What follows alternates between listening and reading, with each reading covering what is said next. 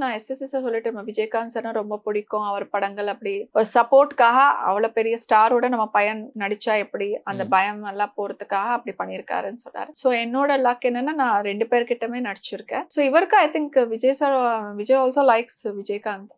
எல்லாம் சாலிகிராமத்துல தானே அப்ப இருந்தாங்க. ஸோ எனக்கு சொக்கத்தங்கம் வாய்ப்பு வந்து ஆல்ரெடி அதுல வந்து சௌந்தர்யா மேடம் ஹீரோயினா இருந்தாங்க. நான் இண்டஸ்ட்ரிக்கு வரதுக்கு காரணம் அவங்க கூட சொல்லலாம். பிகாஸ் தெலுங்குல வந்து அவங்க வந்து ரொம்ப ஹோம்லி கேரக்டர்ஸ் தான் பண்ணியிருக்காங்க. ரொம்ப ரெகுலர் கிளாமரஸா பண்ண வர மாட்டாங்க. நடிப்புக்கு நிறைய வாய்ப்புகள் இருக்கு.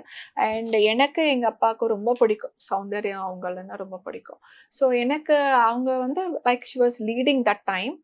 இந்த மாதிரி வாய்ப்பு வரும்போது நான் சொன்னேன், ஆல்ரெடி ஹீரோயின் இருக்காங்க இல்லையா அப்படின்னு கேட்டேன். இல்லம்மா இருக்காங்க, பட் இதுக்கு வந்து பாக்யராஜ் சார் ரொம்ப நாளுக்கு அப்புறம் திருப்பி கம்பேக் மாதிரி அந்த டைரக்ஷன் அவர் பண்றாரு சொக்கத்தங்கா. இந்த மாதிரி அவர் பேசியிருக்கேன். எனக்கு கதை கேட்கணும்னு சொன்னேன்.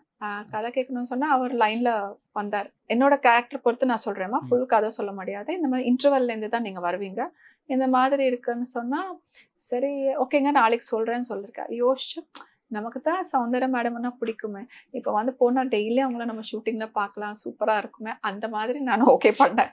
ஸோ கேரக்டர் கூட இட் வாஸ் குட் கேரக்டர். சரி இட்ஸ் அ பிக் பேனர், பெரிய ஹீரோ அண்ட் பெரிய டைரக்டர் அண்ட் இவங்கெல்லாம் இருக்கும்போது நம்மளும் அதுல என்ன டர்னிங் பாயிண்டே நீங்க தான். எஸ்